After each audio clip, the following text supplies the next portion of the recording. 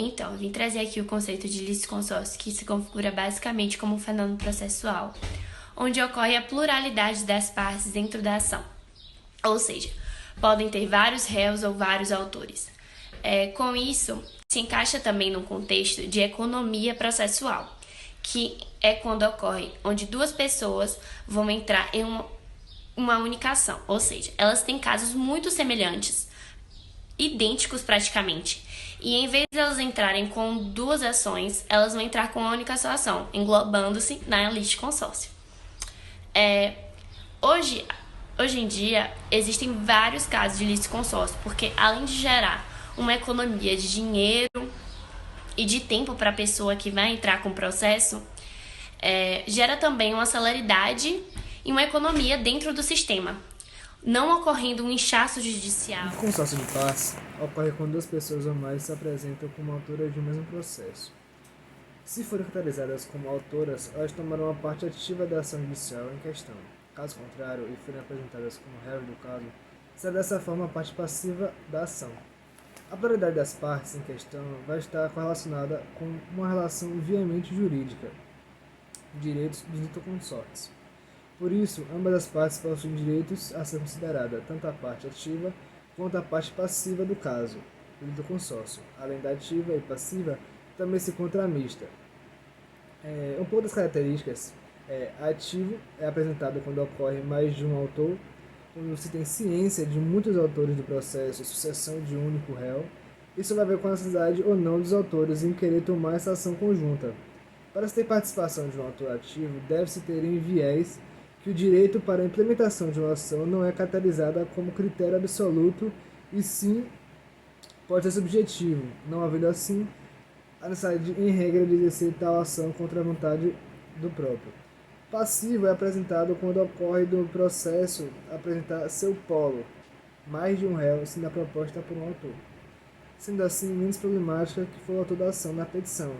Deve indicar todos os réus do que vai ser abordado. Entretanto, pode haver mais à frente uma inclusão desses mesmos do litisconsórcio passivo. Misto, que vai ser a última característica, é apresentado quando ocorre no processo diversos autores para o processo dos réus. A segunda classificação de litisconsórcio se dá com a disposição de duas ou mais pessoas para mover um processo jurídico. Todavia, essa tomada de atitude não é obrigatória, pode ser sim singular, claro, estando dentro dos parâmetros da lei. O litisconsórcio de formação pode ser ramificado em três aspectos diferentes: a formação obrigatória, necessária e facultativa. A formação necessária está presente no artigo 47 e vem da decorrência de disposições presentes legais ou que seja proveniente de natureza jurídica. Sendo assim, ela é obrigatória e vem de uma ordem legal, podendo ter como exemplo a movimentação de uso capião, como o caso de presente disposição. Já quando essa formação necessária vem de forma proveniente de natureza jurídica, é necessária a presença das duas partes envolvidas, como pode ser o caso de uma anulação de casamento, onde as duas partes têm que estar presentes para haver um processo legal. Caso não estejam, a ausência da extinção do processo pode ocorrer. A fiscalização do litisconsórcio necessário é de responsabilidade do juiz. Quando for passiva, haverá uma intimação do autor para a inclusão de uma parte passiva. Já quando for ativa, a ação não poderá ser proposta.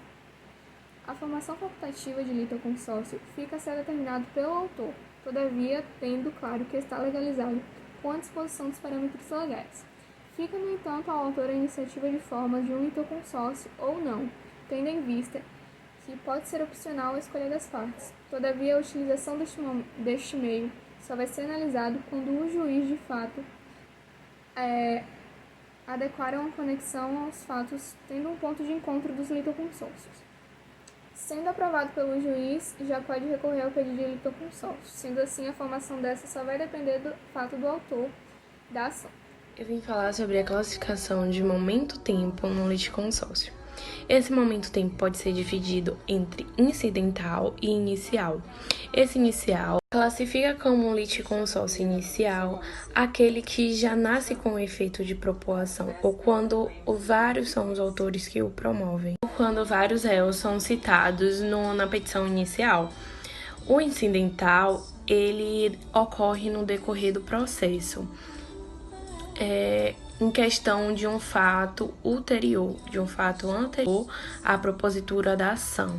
Podemos dar o exemplo de quando um terceiro, um exemplo incidental de quando um terceiro entra no decorrer do processo com situação semelhante à do autor, mas com pretensão totalmente própria. Como já vimos anteriormente, litisconsórcio consiste na pluralidade de partes numa mesma lide. E diante das classificações, temos a uniformidade da decisão, que ainda se divide em simples e unitário. Bom, simples é quando a decisão do juiz é diferente para as partes no processo, ou seja, pode ser diferente numa mesma relação processual. Já no unitário, como o próprio nome se refere, é único, ou seja, é quando a sentença ela é igual para todas as partes do mesmo processo.